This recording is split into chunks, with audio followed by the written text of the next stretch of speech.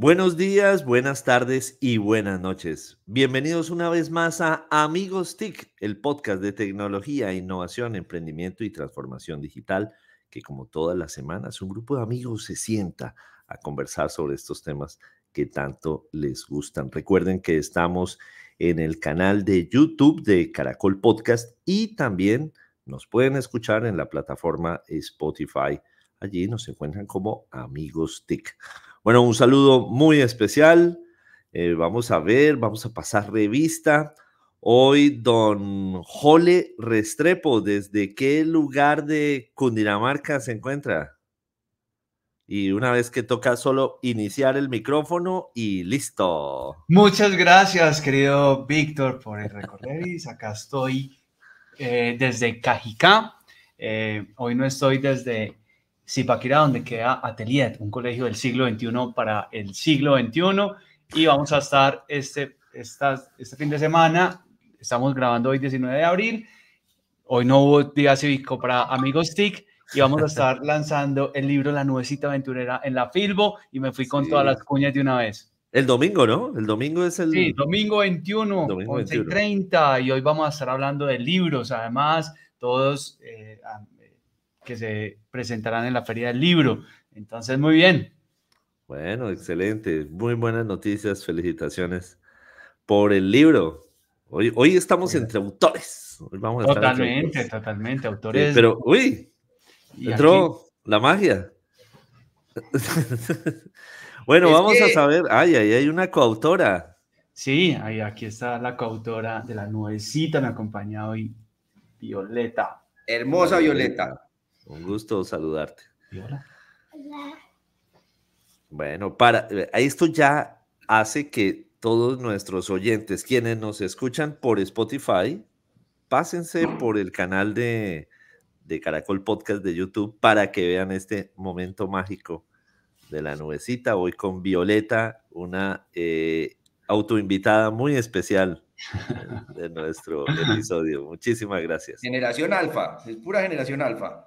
Sí, bueno, vamos a ver también hoy ya apareció en pantalla antes de también autoinvitado don Santiago Pinzón Galán. Hoy desde cuál de sus latifundios nos visita. Buongiorno, buonasera, buena noche. Me reporto cumpliendo con el racionamiento. Tendremos unos invitados que nos dirán más de sus circunstancias personales y de olor ante la realidad.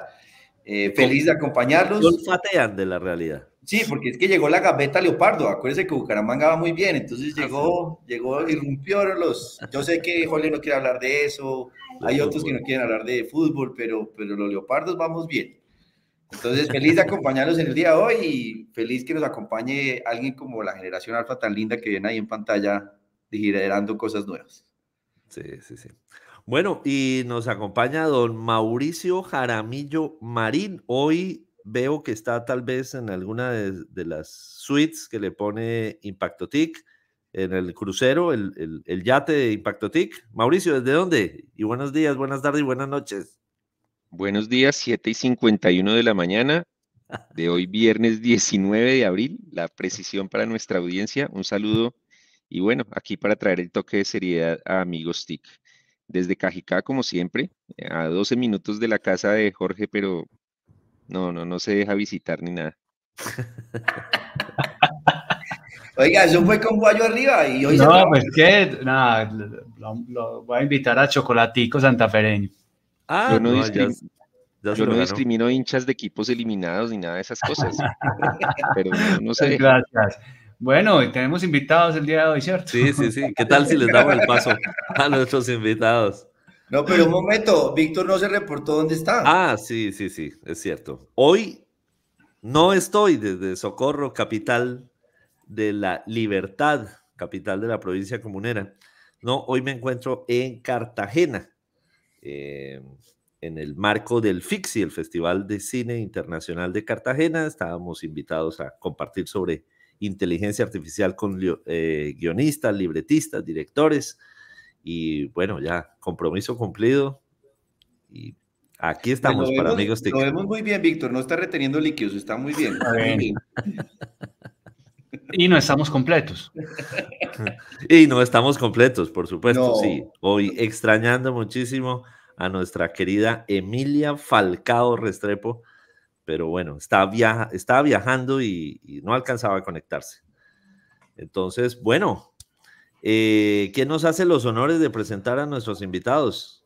¿Don Jole Pues, o Santiago? si quiere, Santiago, podemos Santiago. combinarlo, pero me echo al agua porque para mí, como siempre, es un honor poder presentar a unos invitados tan especiales que nos acompañen de esta manera hoy, el día que se trabaja, el día que se compromete uno con energizar la actividad de Colombia. Tenemos un abogado de la Universidad de los Andes con maestría en Derecho y Negocio de Telecomunicaciones, Internet y Audiovisual en el IEB de Madrid, ese dato yo no lo sabía, en España, y especialización en Derecho de las Telecomunicaciones de la Universidad del Rosario. Ha sido claramente un emprendedor, diferentes capacidades ha tenido y por eso imagino que todavía le queda pelo porque lo ha logrado superar. Diferentes compañías como Hubox, Socks Happens, Happy Lives, Compra Orgánico, entre otros. Es profesor de modelos de negocio del GCB de la Universidad de la Universidad de Rosario y de plataformas OTT en la Universidad de Externado. Claramente ha tenido una experiencia muy grande en el sector público, ha trabajado en diferentes compañías también y entidades, ha trabajado y ha ayudado a la transformación digital en entidades como Marsas o Bancaria, muy vinculado con Colombia FinTech, con diferentes capacidades en el Ministerio TIC, en Colombia Productiva, en el SENA. Actualmente es el líder del ecosistema de la Agencia de Analítica de Datos de Bogotá, Ágata. Entonces, pues obviamente me quedé cortico porque si no, pues estamos mal. Ese es uno de los invitados. Bienvenido, Alejandro Delgado. Muchas gracias a todos.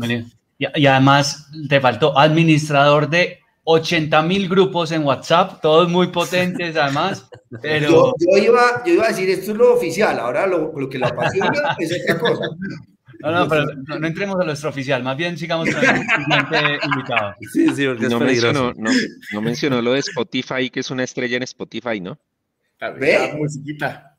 Mejor dicho, en otro podcast. No, nos fregamos. Bueno, y nuestro segundo invitado, Alejandro la primera vez finalmente aceptó, le rogamos que viniera y nos acompañara. Por fin aceptó. Nos demoramos 7 años, pero se hizo posible, ya ahorita veremos por qué, pero bueno. Y Manuel, sí, no digo el segundo apellido para presentarlo, sí nos había aceptado antes, es la segunda ocasión que nos acompaña. Es un economista de la Universidad Javeriana, con maestría en la Universidad de Externado. Ha tenido también educación ejecutiva, en políticas públicas muy elegante en el Harvard School Kennedy School, entre mayo y noviembre del 2022. Ha trabajado en la ANDI, o sea, ahí fue alguien que tuvimos en las baterías, en las canteras de la ANDI, que se lo entregamos al mundo de una mejor manera, pero es un berraco profesional. Ha trabajado en diferentes entidades, obviamente.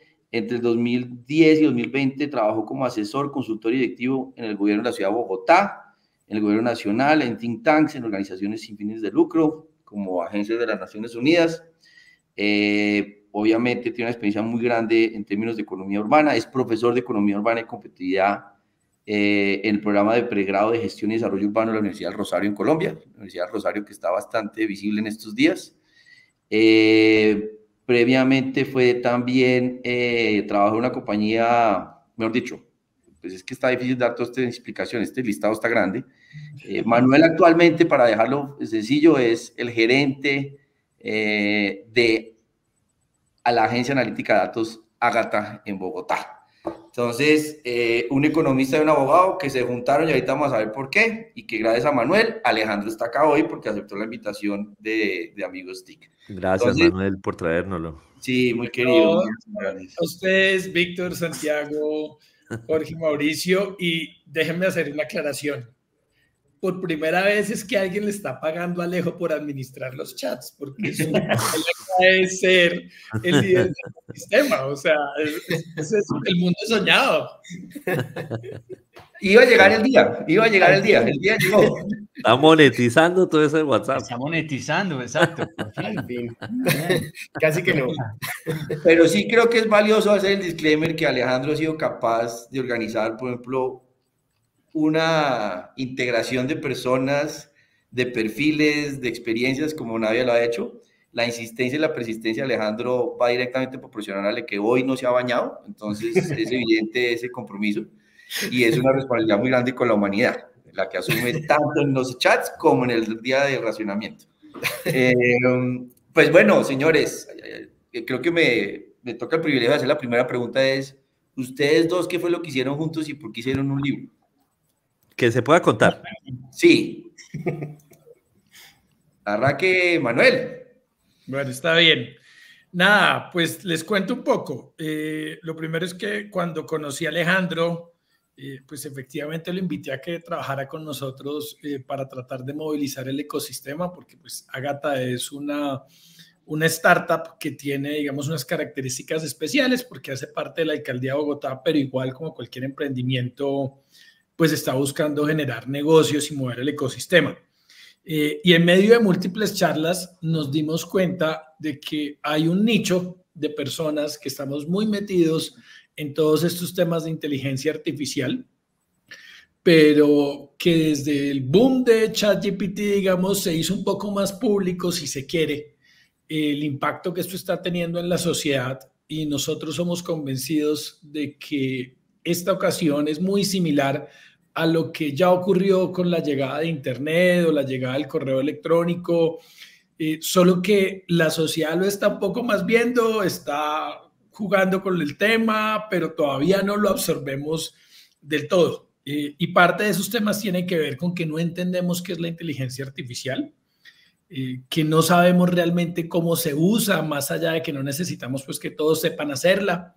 Y ahí nos surgió la idea de hacer este libro que nos permita contar de una manera amena, con un lenguaje para no técnicos, que siendo un abogado y un economista ya es un reto, hacerlo basado pues en la literatura, en las artes, en las películas, como lo que nos contaba Víctor que estaba ahora, y a partir de ahí un poco generar ese conocimiento básico sobre qué es la inteligencia artificial, cómo ha sido su historia, para desembocar después en 3 puntos muy centrados ya en el desarrollo en Colombia. Queríamos visibilizar qué es lo que se está haciendo en Colombia en esta materia y a su vez terminar un poco el libro con algunas reflexiones sobre lo que puede venir a futuro, sobre esos temas que nos preocupan, del cual hay mucha incertidumbre todavía y nada, pues creo que ese fue nuestra idea. Alejandro, complemente entonces. Ahí hay una premisa que estamos basándonos y es que todos debemos aprender de este tema. Y todos en mayúscula gigante, todos, desde el niño hasta el adulto mayor, porque el cambio que viene con inteligencia artificial es total. O sea, no es de un sector específico, no es de un segmento específico de la población, sino es que a todos nos va a pegar. De una u otra forma, a todos nos va a pegar. Y este libro precisamente es un buen acercamiento inicial de qué es la inteligencia artificial para todos. Y lo importante, otro mensaje que también me refuerzo de Manuel es que Colombia sí ha hecho cosas, que es un mito que a veces uno dice, bueno, inteligencia artificial es de otros, es de terceros, es de Estados Unidos, es de China y ya, o de otras regiones. No, la inteligencia artificial lleva muchos años, primero que todo, y además que lleva muchos años, pues en Colombia también ya se ha hecho en varios temas, y eso era lo que también queríamos resaltar. Perfecto. Bueno, pues me lanzo yo porque... Sí, porque hablaron de adulto mayor, Sí, en este momento. No lo personalicen, pero hablaron de adulto mayor. Tanto Manuel como Alejandro, precisamente en estas conversaciones, en estos espacios, me gusta que arranquemos por lo último que mencionó Alejandro sobre, no es que la inteligencia artificial es una cosa donde los colombianos estamos exclusivamente como consumidores, e incluso como objetos dentro de todo el ecosistema, pero hablemos un poco precisamente de algunas experiencias que podamos evocar de lo que se ha hecho en Colombia en inteligencia artificial, en donde ustedes sientan, mire, esto importante, esto de primer mundo, esto puede no haber sido tan grande, pero tiene un impacto significativo. Muy bien. Si quieres, nos podemos ir turnando, Alejo, caso a caso. Sí, claro. Eso. Muy en la tónica de cómo escribimos el libro, quisiera arrancar con Minority Report. ¿Se acuerdan de la película? Por Sí, supuesto. claro, Sí. buenísima. Bueno, pues como ustedes recuerdan, pues en ese momento, la escena de la película, Tom Cruise aterrizando, la predicción del delito antes de que ocurriera y declaraban culpables a personas que en la vida real no habían hecho nada, pero que una inteligencia superior acá, era un cuento más con, si ustedes recuerdan, 3 hermanos Más que panóptico. y tenían esa capacidad pues de predecir. Eso mismo que se narra en la película se hace en Colombia. Lo hace Andrés Barrantes con una empresa que se llama NU, lo aplica la Policía Nacional. ¿Y qué hace la policía con esta información? Tomamos 3 fuentes de datos, que son las contravenciones, cuando ustedes llaman y se quejan del vecino que está muy ruidoso a altas horas de la noche, el que tiene el perro y lo tiene encerrado por allá en el balcón y nunca lo libera, ese tipo de información, sumada con la información de la SIJIN, los delitos, lo que está ocurriendo allá, más las llamadas a las líneas de emergencia, los 123, pues que tenemos en cada ciudad del país. Y con esa data, ellos son capaces de decir al siguiente día, con una probabilidad que oscila entre un 80 y un 95%, dónde va a ocurrir el delito, qué tipo de delito es y a qué hora. ¿Qué hace la policía? No es un secreto que tenemos menos policías de los que se necesitan en las ciudades. Y por lo tanto, les sirve para tener un ejercicio de localización inteligente. Ellos los llaman los cuadrantes flexibles y por lo tanto en esos cuadrantes se pueden ir moviendo las personas, pueden ir los policías, estar en la moto en un sitio donde puedan ser vistos y por lo tanto disminuir la probabilidad de que ese delito ocurra o tenga mejor un tiempo de reacción para los 2 o 3 que están ocurriendo cercanos. Ese es, por ejemplo, un ejercicio que ocurre en Colombia, que llevamos ya varios años de uso y que es de los cuales contamos también en el libro. No sé, Alejo, imagino ya por dónde seguirá el tuyo siguiente. Salud, el que más me impresiona por el impacto que tiene no solo a nivel Colombia, sino a nivel mundial. Y es un emprendimiento que de pronto ustedes ya conocen, que se llama Arcángel. Arcángel de... Laura. Aquí estuvieron. Exacto, y de José. Ellos le hicieron un tema muy interesante de, pues, precisamente diagnóstico de enfermedades como el cáncer a través de modelos de inteligencia artificial. Y hay 2 cosas que me impresionaron con esto. Uno, pues la perseverancia de Laura y José para hacer el emprendimiento, que fue muy, muy interesante. 2, porque esa técnica, pues esas tecnologías estaban muy de afuera, se veían muy de afuera. Ahora pues lo ve uno que es un ejemplo colombiano que está haciendo modelos de machine learning muy interesantes. Y el otro tema es que el impacto es global. El impacto es no solo en Colombia, no solo en América Latina, sino también tienen clientes en otras regiones del mundo, por ejemplo Inglaterra, donde los hospitales públicos de Inglaterra también están utilizando esa tecnología de Arcángel. Entonces el impacto es mucho mayor, son casi 63 millones de personas impactadas por esto. Y eso es muy diciente, es un mensaje muy bueno para los emprendedores que nos están oyendo, colombianos y de América Latina, que se puede ir hacia afuera, se puede mirar otros clientes hacia afuera y el impacto es muy, muy grande. Complementaría, Alejo, en la misma línea tuya del tema de salud. Un ejercicio que hicimos con la Secretaría de Salud de Bogotá desde Ágata, con el apoyo de Microsoft. Entonces, aquí, por ejemplo, una historia muy bonita y es que el Chief Medical Officer de Microsoft para toda Latinoamérica, el especialista en los temas médicos, es bogotano. Y nos acompañó a pensar y ver cuáles eran esos potenciales casos que podríamos aplicar en salud.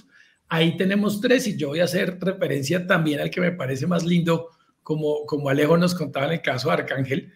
y es el tema de la ruta integral de atención para la población materno-perinatal.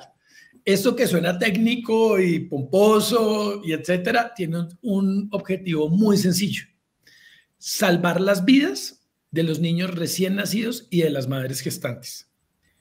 En Bogotá, en promedio, fallecen 870 niños recién nacidos cada año que podían ser salvados si hubiese un diagnóstico temprano de lo que ellos padecían. Y de la misma manera fallecen en promedio 22 madres cada año. Lo que hicimos fue trabajar con 13 sistemas distintos de información que tiene la Secretaría. Como ustedes imaginarán, la Secretaría es una cosa absolutamente increíble en materia de generación de datos. Solo la historia clínica electrónica unificada ya es una cosa absolutamente espectacular. Y trabajando con estos datos, lo que hicimos fue tratar de predecir en qué momentos había un riesgo asociado y cuál era esa probabilidad del riesgo de que falleciesen estos niños recién nacidos o las madres gestantes. Y además se presenta una asociación a cuáles son los tipos de enfermedades que le están disparando ese riesgo, para así sacar una banderita amarilla y con esa banderita amarilla avisarle a Capital Salud, si son de la EPS de Bogotá, o a la EPS correspondiente, para que ellos supieran que el modelo está señalando que estos niños o estas madres tienen esa probabilidad y tengan una atención de salud preventiva. Otro tema es que, como ven, son dos segmentos, ¿no? Hay inteligencia artificial analítica de datos para el sector público, pero también para el sector privado. O sea, todos están beneficiándose de la tecnología. Y es algo muy bueno, y por eso es el impacto tan grande que tienen esas tecnologías para todos, porque le pega a todo el mundo. Hay otros, por ejemplo, de cadena de suministro para pymes, o pues para empresas grandes, que es DATAP. Hay otros que son para desperdicio de comida, como EatCloud.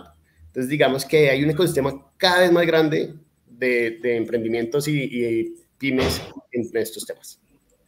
Ahora, ¿cómo se llama el libro? ¿Dónde se vende el libro? ¿Van a estar en la feria del libro? ¿Cómo hacemos eso? Porque es que yo no lo he podido conseguir, está agotado. No, mentiras, pero no lo he... Ahí ya... Santiago, ahí yo noté el sarcasmo. No lo tengo, me lo pueden regalar. Sí. Mauricio me está diciendo, pídalo. Y le digo, no, ¿dónde lo podemos comprar? Y dice, mira, Mauricio es descarado. Comprarlo. Bueno, pues les cuento que el libro es se llama Yo IA, Innovación Gubernamental, la era de la inteligencia artificial. Se consigue, lo hicimos con la editorial Planeta, está en la librería Lerner, en la librería Nacional, está en varias librerías independientes del país, se puede comprar también en línea en Planeta Libros. Y efectivamente, también como Jorge, nosotros vamos a estar en la Feria del Libro el día 29 de abril, ya cerrando la feria a las 5:30 en la sala C, una sala gigante de 300 personas. Así que todos más que invitados a discutir y charlar sobre innovación gubernamental, sobre inteligencia artificial y lo que estamos haciendo acá en Colombia. Yo me comprometo a comprarlo, Mauricio, llevarlo para que nos lo firmen. Ya verá usted, Mauricio, si piden al aire que le regalen uno, pues eso yo no lo hago. Hoy no. Nuestras audiencias saben la realidad. Alejo, Manuel, el libro plantea algo alrededor de la educación, porque definitivamente, pues, la inteligencia artificial viene y cambia tanto la forma como aprendemos, pero luego, una vez salen los jóvenes de la universidad y demás, se van a enfrentar a un contexto empresarial en el que le van a exigir que sepa de inteligencia artificial. ¿Cómo debe cambiar la educación en esta era? Sí, ahí tratamos, en el libro tratamos este tema porque es uno de los temas más relevantes, como bien dices, Jole, en el tema de, como todos debemos aprender, hay diferentes formas de aprendizaje dependiendo también de la edad. Entonces, el famoso lifelong learning, que está de moda, yo ayer vi presente un podcast que decía, ya no estamos en lifelong learning, sino en lifelong doing, porque hay que hacer y hay que probar las herramientas de inteligencia artificial. No solo es aprender que existe, sino hay que hacer, o sea, de verdad meterse en la aplicación X, Y o Z de inteligencia artificial para probarlas, para saber cómo funciona eso de verdad. Eso me pareció muy, muy diciente. Primero porque pues todos debemos aprender, pero también debemos hacer. Eso es un buen mensaje que también me gustó. Dos, en temas de apropiación hay diferentes formas. Desde los niños deben capacitarse. La gran pregunta es ¿en qué? ¿Cierto? Porque si ustedes miran la historia de la inteligencia artificial, me refiero a la historia, no la gran historia desde los 50 hasta acá, sino la pequeña historia que para muchos es la nueva, que es desde hace 2 o 3 años. Esa historia de hace 3 años, la gente decía, tranquilos, la inteligencia artificial viene, pero no va a ser creativo. La inteligencia artificial no va a tener creatividad. Tranquilos, la inteligencia artificial no va a ser empática. Tranquilos, la inteligencia artificial no va a reemplazar al programador o al desarrollador. 3 años después, estamos viendo inteligencia artificial creativa, inteligencia artificial empática, y que está acelerando mucho y llegando a muchos niveles de habilidades para programar, ¿no? Entonces, digamos que eso acelera mucho, eso se está acelerando mucho, y la gran pregunta es, entonces, ¿qué hago? ¿Qué aprendo? ¿Cierto? Y las bases se mantienen, las bases de habilidades blandas se mantienen. Por eso las habilidades blandas son tan importantes de seguir aprendiendo eso, seguir igual las bases para los colegios, las bases siguen siendo las mismas. Tenemos que igual aprender a escribir, tenemos que igual aprender a razonar, tenemos que aprender a las matemáticas claramente, pero las bases de pensamiento crítico, pero especialmente para los niños tenemos que hacer que ellos piensen, que sea el pensamiento crítico para mí me parece indispensable, porque pues lo que nos va, como cambia tanto, cada 6 meses está cambiando esto, lo que necesitamos es que los niños y pues los futuros personas que van a mandar en este mundo sean totalmente críticos frente a la situación de tecnología. Entonces, para que sepan qué hacer. Yo complementaría, Jorge, lo que nos cuenta Alejandro con una anécdota y una herramienta. La anécdota es en tiempos de COVID, porque la inteligencia artificial también es capaz de generar conocimiento de manera distinta. En su momento hicimos, con el apoyo del secretario de Salud de Bogotá, en ese entonces era Alejandro Gómez, una herramienta que era capaz de predecir, como lo que les contaba ahorita con los niños recién nacidos, la probabilidad de que si uno tenía COVID, terminara en una UCI. Y ustedes recuerdan lo terrible que fue eso y lo doloroso y lo complejo que era para el sistema de salud. La probabilidad de los modelos, que era un modelo de caja negra, es decir, uno no podía saber qué era lo que estaba allá adentro porque fue el más efectivo, oscilaba más o menos en el 93% en los casos de las personas que terminaban en la UCI. O sea, era un muy buen predictor. Pero éticamente, los profesionales del sector se sentían algunos incómodos con aplicarlo porque no entendían el cómo tomaba la decisión de que había que privilegiar a esa persona y tomar acciones sobre eso. Y eso me lleva a una simple reflexión y es, la inteligencia artificial empieza a atacar la manera en que generamos conocimiento. Y necesitamos entender cómo lo hace y tener muy claros estos temas éticos. Hoy yo siento que ellos obraron bien, los médicos, en tomar esa decisión de no necesariamente usarlo sin tener esas claridades éticas detrás, porque finalmente era la decisión sobre la vida o la muerte de las personas y privilegiar a alguien sobre los demás. Y en la herramienta estamos comenzando un proceso de innovación para usar inteligencia artificial generativa y poder comunicarnos con los jóvenes con potencial, esos famosos ninis de la ciudad que ni estudian ni trabajan, y con los jóvenes que están terminando su bachillerato para que tengan un chat con el cual conversar en su lenguaje y poder saber qué estudiar, qué no estudiar, qué ofertas de educación hay, qué becas van a encontrar, qué salarios van a poder tener cuando se gradúen. El proyecto comenzó hace una semana. En 3 semanas más vamos a entender realmente qué es lo que los jóvenes quieren saber y de qué tiene información la ciudad para ayudarles a responder esto, incluyendo un ejercicio muy valioso, muy lindo que se llaman las brújulas. Y después, en 2 meses, tendremos operando seguramente este chatbot ya con inteligencia artificial generativa en un proyecto que haremos de la mano de Google. Oyéndolos, no puede uno desconectar la conversación de un tema de fondo, y es la Unión Europea estableció una regulación de la inteligencia artificial. Colombia tiene ahorita una discusión de mal contados 4, casi 5 proyectos de inteligencia artificial, sin comprometer sus organizaciones, sino a título personal, autores de este libro. ¿Ustedes qué opinan de regular la inteligencia artificial en Colombia? Bueno, hay varios temas. Uno, hay que diferenciar política pública de regulación. Y eso es un gran error, que mucha gente asimila la regulación con la política pública. Entonces, siempre dicen no regulación, ¿sí? Porque la regulación perjudica la innovación.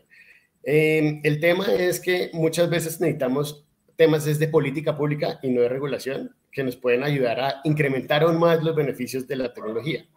Entonces, una cosa es hacer una política pública buena y otra cosa es hacer una regulación específica de un tema mucho más concreto que puede perjudicar la innovación.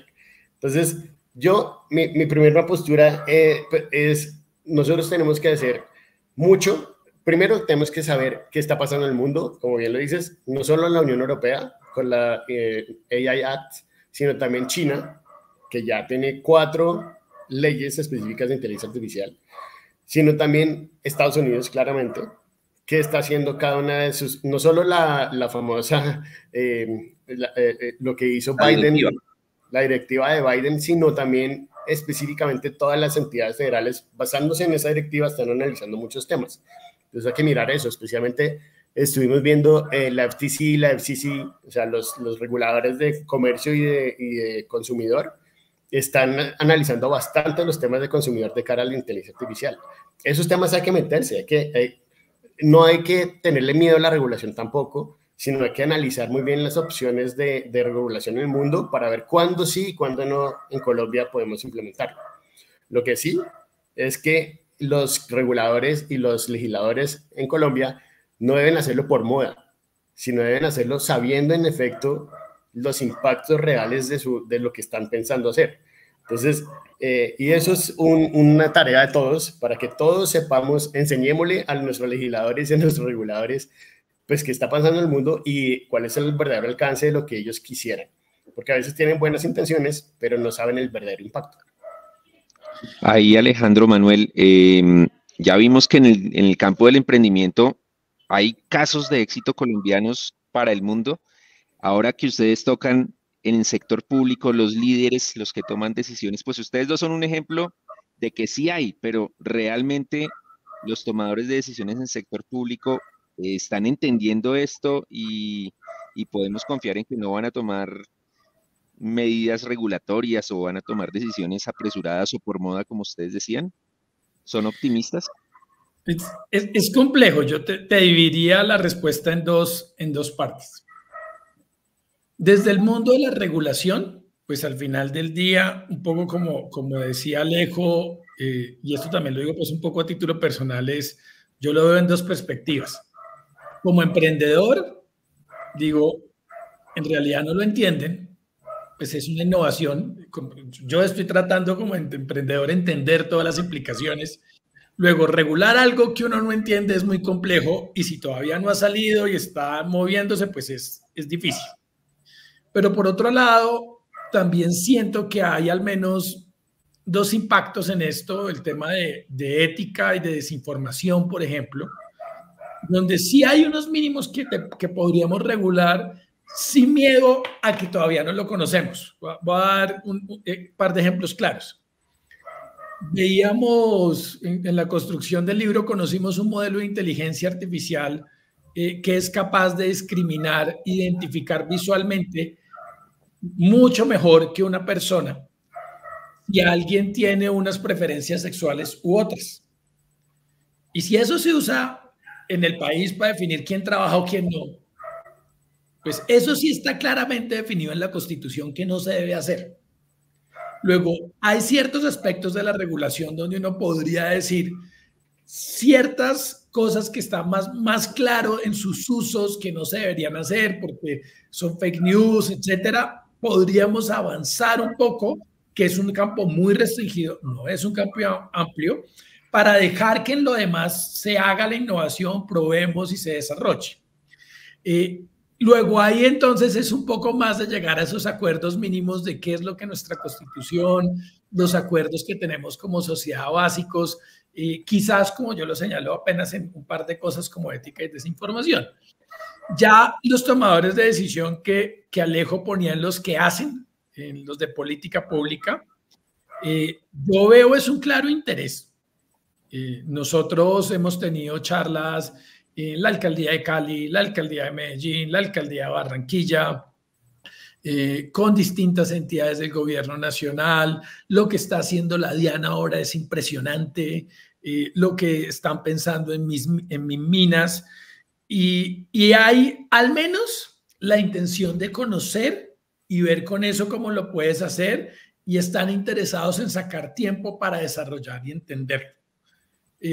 No te diría hoy que ya lo entienden. O sea, eso sí me parece un poco más serio de decir que todavía no hemos llegado a ese nivel y no sabemos cuál es el potencial de lo que eso puede hacer entre los tomadores de decisión de política pública. Ahí volvemos un poco al tema de Jole de apropiación de todos, incluyendo todos los tomadores de decisión de entidades públicas y privadas. Porque necesitamos enseñarles cultura del dato, primero que todo, cultura de inteligencia artificial en general, y en especial, pues también a nivel de los legisladores, pues bueno, ¿qué deberíamos hacer para hacer ese tipo de análisis de riesgo?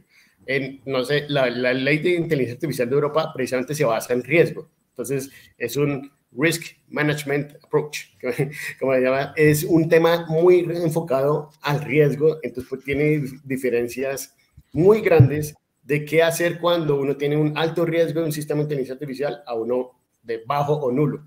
Es muy diferente. Y entonces ya tienen unos esquemas de salvaguardas cuando hacen muy específicamente un sistema de inteligencia artificial con unos temas súper claros, como por ejemplo el impacto en ciberseguridad, el impacto en empleo, en discriminación racial. Hay unos temas súper específicos que están muy claros, que tienen unas salvaguardas muy grandes. Y las otras, pues no. Eso es un sistema interesante. Sí, así es. Así. Sí, Alejo, termina la idea. No, hay, digamos que a nivel de política pública de regulación hay muchos temas. Entonces, no solo es deepfakes, por ejemplo. Los deepfakes tienen un impacto muy, muy grande en todo, no solo en las elecciones de un país, sino también en pornografía infantil, en temas demasiado terribles eso sí, yo creo que sí hay que regularlo urgentemente, porque yo creo que el riesgo de deepfake para la democracia puede ser alto, para protección del menor puede ser alto. Entonces, esos grandes valores yo creo que sí hay que protegerlos. Y ya está pasando, en el mundo está pasando. Pues la ley, lo que les decía en China, ya desde el 2023, China tiene una regulación de deepfakes, que lo que hacen es sacar unas marcas de agua obligatorias. Cada vez que uno saca una deepfake, uno debe poner obligatoriamente en China con una marca de agua que es un deepfake, para reconocerlo. Porque el gran tema de deepfake y en general de la inteligencia artificial a futuro para todos es diferenciar, debemos tener derecho todos de diferenciar qué es inteligencia artificial y qué no. Entonces, ese tipo de mecanismos es lo más importante.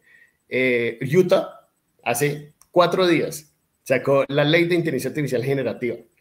Utah, o sea, un estado en Estados Unidos sacando una ley específica de inteligencia artificial generativa. Y lo que hace es que cuando uno está de cara al consumidor, por ejemplo, entonces ustedes están en un chatbot, ¿no?, de inteligencia artificial generativa. Si es un tema de salud, eso implica que el tema de salud tiene unas licencias obligatorias en el país, en el estado, en Utah específicamente. Entonces, como tiene una certificación especial para operar, entonces esos temas como abogados, el tema de salud, todos ellos tienen la obligación siempre de cuando hagan un sistema de inteligencia artificial generativa, desde el principio, al principio y al final, deben aclarar que es un sistema de inteligencia artificial generativa. Mejor dicho, que el usuario sepa si está hablando El con una usuario máquina sepa que está o hablando con un con un humano. sistema. Transparencia y disclaimer, directo.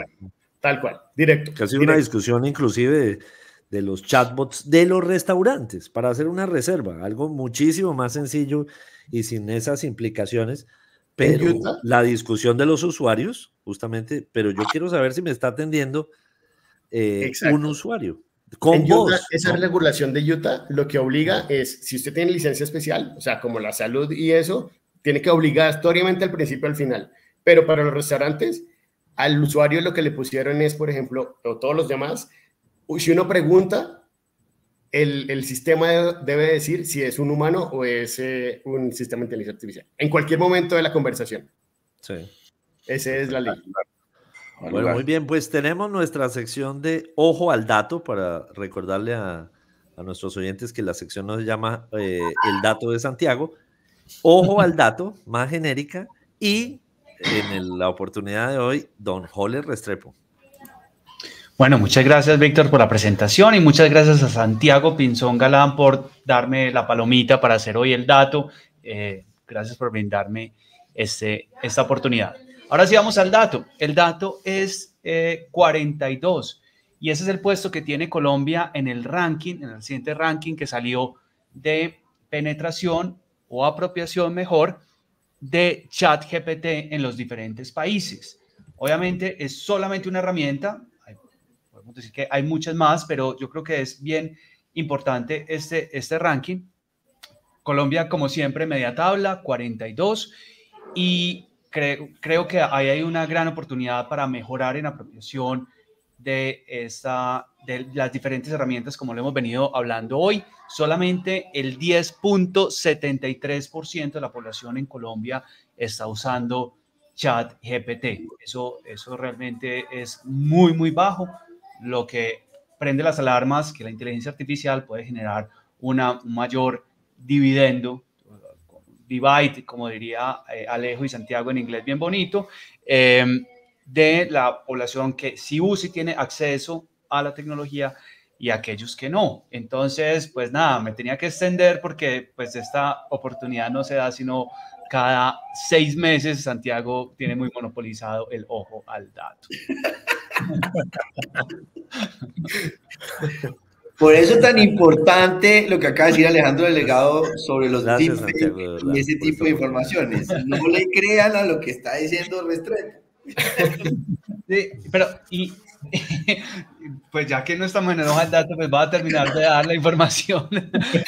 Es que cuando uno ve los países más arriba, y esta además es un dato que me llegó a través de Friquetón, búsquenlo en YouTube, Alejandro Arango, que está haciendo además unos tutoriales increíbles. Pues no es de extrañar que hay una correlación entre los países que más innovan y los de mayor penetración en ChatGPT. El primero es Noruega, luego Singapur, Finlandia, Nueva Zelanda. ¿Y quién es el primero en Latinoamérica, Jole? El primero en Latinoamérica. Pues Santiago, para el ojo al dato de la próxima semana le tendré ese dato, por supuesto, para que la audiencia esté ahí muy conectada con nosotros. Quedamos en vilo. No, dramático momento. Bueno, es que no le quitemos más tiempo a los invitados. Una pregunta. Lo curioso ahí, Jorge PhD, es que hay muchas fake news alrededor y hace un mes salió un ranking en el que Colombia era el tercer país del mundo en mayor uso de ChatGPT, no apropiación, pero sí uso, después de Filipinas y Japón. El asunto es que yo intenté verificar la fuente original y nunca encontré ese dato, pero lo publicaron grandes medios colombianos y claro, eso se genera pues una narrativa errada de que entonces sí estamos usando hartísimo ChatGPT, lo cual tampoco indicaría algo bueno o malo, pero pues hay muchas fake news alrededor.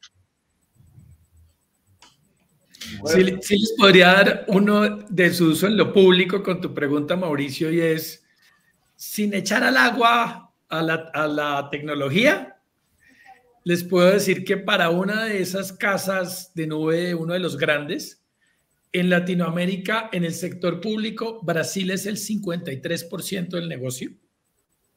Y y nosotros somos el tercer país después de México. Después de México. Importancia relativa, y estamos bastante bien por encima de Argentina y de Chile. O sea, no, en uso de lo público.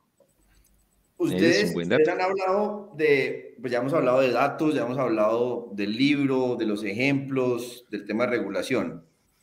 ¿Cómo, y abordamos un poquito el tema talento, pero cómo está la capacidad institucional de las entidades públicas? O sea, ¿cómo estamos y qué deberíamos hacer en su recomendación y por la experiencia para que esto avance? Ustedes obviamente trabajan ahorita en ese alcance de distrito, pero necesitamos esto, y dieron ejemplo en Minas, pero ¿cómo hacemos para que uno pueda tener mucho más capacidad que haga la diferencia? Porque al final del día eso sería mejores políticas públicas y ejecución.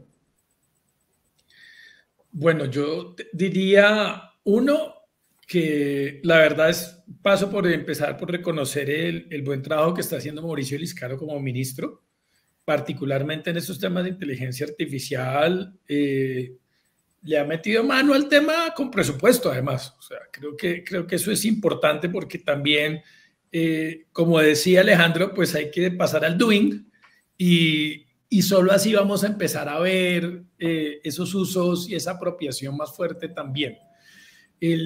Yo creo que, por un lado, necesitamos expandir las capacidades de hacer.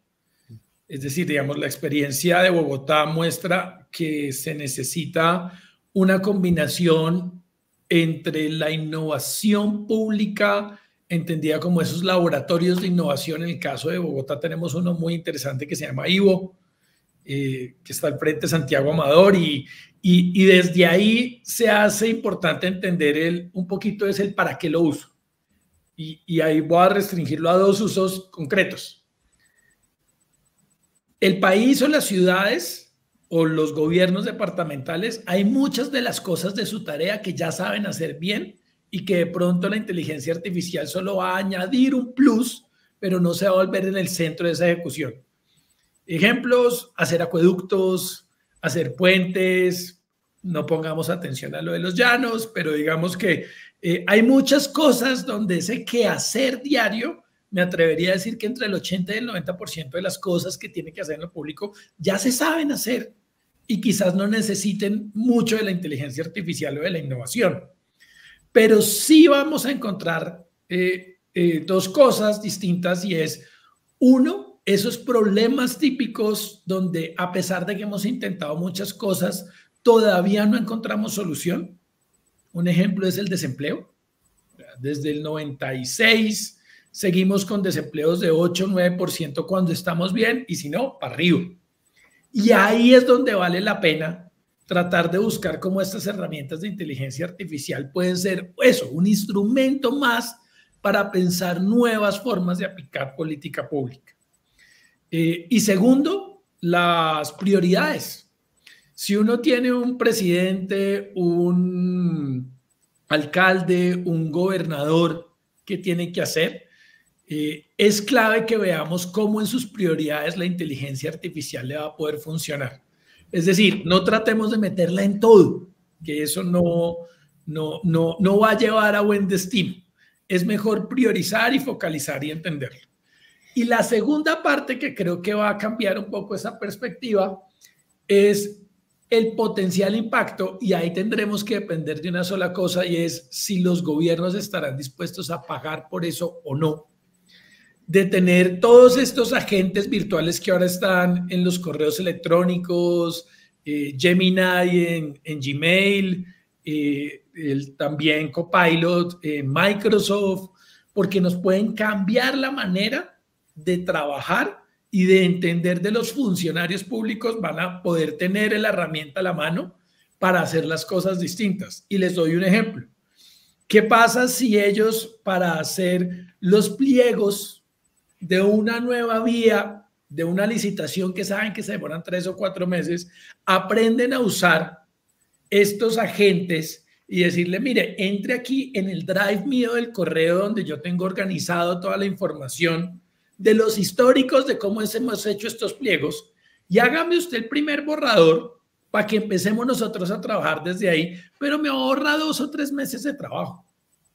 Y ahí estará esa otra duda, si ya no desde arriba, sino desde abajo, los funcionarios tendrán o no esa oportunidad de usar estos agentes de inteligencia artificial para cambiar la manera de trabajar en el día a día. Esa será la otra segunda forma que creo que puede proceder.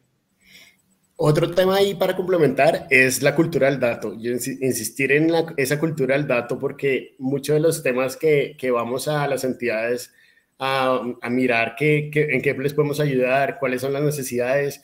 Ellos tienen muchas ideas, pero pues a veces muchas veces nos encontramos con la gran barrera del dato. Y esa gran barrera del dato sigue vigente en muchas entidades, no solo las públicas, las privadas también, pero eso significa que necesitamos mejorar mucho la calidad del dato en las entidades públicas, especialmente por la pregunta. Y esa calidad del dato pues implica mucho trabajo. Pues, toca hacer una arquitectura del dato mucho más eficiente en las entidades públicas. Y eso genera pues toda una tarea grande de apropiación, de enseñarles a los servidores públicos qué datos tienen, cómo se manejan esos datos y especialmente la calidad del dato para acelerar todas las grandes promesas de valor de los proyectos que pueden tener en analítica de datos o de inteligencia artificial. No, pues está claro que tenemos mucho por sacarles de conversación a ellos dos. Creo que sí. Víctor ya me estará regañando porque haga la última pregunta, pero hay que ir cerrando y es el top 2, aparte de Amigos TIC como podcast que usted todas las semanas, Manuel y Alejandro ven la campanita y nos oyen, de recomendaciones de libros o de podcasts o del blog o de lo que estén leyendo, tiene que ser este tema, lo que sea, que recomendarían. Estamos en el ambiente de la Feria del Libro, pero eso puede ser una aproximación, pero no puedo dejar ir a los coautores de Yo y A sin oír esto. Víctor, por favor, mis disculpas. Por favor. Adelante. Alejo, si quieres arranque que yo voy a hacer la tarea de traerlos aquí físico y mostrarlos. Entonces un segundo. Comienza. Bueno, de podcast, para expandir un poco la mente, no solo en inteligencia artificial, sino en todo el mundo de tecnología emergente y lo que viene en el futuro, el podcast de Lex Fridman me parece muy interesante. Entonces, muy bueno. Ese podcast me parece muy, muy bueno. ¿Por qué? Porque por dos razones. Uno, los temas que hace cada vez que saca un episodio son muy interesantes. Dos, los personajes que entrevista. Es amigo de todos. Entonces, todos, los duros. Pero además, también entrevista a los que no les gusta. O sea, él es neutral totalmente. Y eso es otro punto importante, que analiza todos los puntos de vista. Y eso es muy raro en este mundo ahorita, de tener la paciencia para entrevistar a todos los que al menos digan barbaridades o no, pero les entrevista. Entonces, eso también es interesante. Lex Fridman. Eso es por el lado de podcast. Por el lado de libros, hay bastantes. Ahí Manu, vamos a ver qué sorpresa nos tiene. Pero hay uno que sacó recientemente, el que ahora trabaja en Microsoft AI, Mostafa, se me olvidó el apellido. Ahorita lo voy a buscar. Que es la bola. Ajá. Ese sacó un libro hace 6 meses muy interesante también. Muy, muy bueno, que ya les voy a decir el nombre mientras Manuel dice los de él. Bueno, yo traigo 2 a la mesa, siguiendo la idea de Alejo de que no todo tiene que ser de inteligencia artificial. Extrae este libro, 6.4, de Yokoyama. Es una novela negra interesantísima, llevada con mucha paciencia, un thriller policíaco de esos que lo lleva uno hasta el final y se va sorprendiendo y faltan 100 páginas, es bastante largo. Y uno sigue diciendo, yo todavía no sé por dónde es que lo va a desenredar el autor. Luego, a los que nos gusta ese tipo de literatura, está muy recomendado, porque además suma algo muy interesante, y es que le permite a uno conocer mucho de la cultura japonesa, de cómo piensan, cómo tratan con la corrupción, cómo la ven, cómo es todavía ese sistema jerárquico muy machista que ellos tienen adentro. Es súper interesante. Y ahí sí, en términos de inteligencia artificial, máquinas predictivas. Ya es un libro del 2019, tiene varios años, está escrito por 3 canadienses que han dirigido una aceleradora de transformación digital y que tiene una característica particular. Como economista, me ha costado mucho encontrar realmente libros que entiendan el impacto de esto en la economía, que le permitan a uno decir en los negocios esto qué es lo que está cambiando. Y este libro lo consigue, aún sin haber entrado, por supuesto, por la fecha de publicación en los temas de inteligencia artificial generativa, sino quedándose en los temas de predicción. Es la obra más diáfana que he visto para poder entender cuál es el impacto de esto a nivel sociedad y a nivel negocios. Y el libro que les decía se llama The Coming Wave, es de Mustafa Suleyman, que me equivoqué, no era el que les decía, es de DeepMind. Sí, ojo con lo que dijo porque le iban a brincar. Total, el co-founder de DeepMind nada más y nada menos. Entonces eso es muy importante para que muy recomendado ese libro. Excelente. Para que se den una idea los que nos están viendo, DeepMind es uno de los lugares donde más investigación se ha hecho de inteligencia artificial en los últimos años. Entonces es muy, muy interesante ese tema. Bueno, muy bien. Tremendo episodio. Nos dejaron con bastante contenido. Acuérdense que van a estar el 29 de abril para que vayan y Mauricio compre el libro, por favor. Yo ya lo voy a comprar hoy y voy a tomarme foto para que quede constancia. Y bueno, pues Víctor, por favor, agradecerle a estos invitados tan especiales que incluyeron todos los temas tan importantes. Pero Santiago, no vas a comprar en un semáforo, que esos no son originales. Que ya lo están pirateando y todo, nos cuentan nuestras fuentes, así que... Buena señal, terrible, claro, pero buena señal. Es buena señal, sí, pero no lo intenten en sus casas. Bueno, no, pues de verdad un saludo y de gratitud muy especial. Perdón, un momento, nos acaba de llegar un audio. Vamos a ver. Un saludo a los amigos TICs. Recordarles que hoy hay día cívico. Mire, un saludo especial que le enviaron me lo reenvió Santiago. Me lo enviaron a él. Bueno, muy bien. Bueno, que vaya a haber seguido con la indicación que nos decía. La gratitud. Acá lo que sí fue como Alejo, muy bien, trabajando pero sin bañarse, pero bien. Ya son las 8, ya puedo bañarme, ahora sí. Libérelo. Bueno, estuvieron acompañándonos esta semana Alejandro Delgado y Manuel Riaño, los autores de Yo IA, Innovación Gubernamental, la era de la inteligencia artificial. Un libro que seguramente, y ya lo sabemos, es un referente de obligatoria consulta para todos los que tratamos de entender, para los que vienen en camino y por supuesto para los tomadores de decisiones. Estará en lanzamiento el 29 de abril en la Filbo. Les recordamos también el lanzamiento de La Nubecita, el libro de Jole, este domingo 21, 11 de la mañana en la Filbo. 11:30. 11:30, gran 30. Lanzamiento. Bueno, tendremos sorpresas, un lanzamiento en familia. Sí, entonces a nuestros invitados y a todos los oyentes, mil y mil gracias por habernos acompañado una vez más. Recuerden, este episodio lo encuentran en Spotify y también en el canal de YouTube de Caracol Podcast. Nos vemos y nos oímos la próxima semana. Hasta la próxima. Chao Alejo, chao Manuel. Gracias a ustedes por la invitación. Que estén muy bien.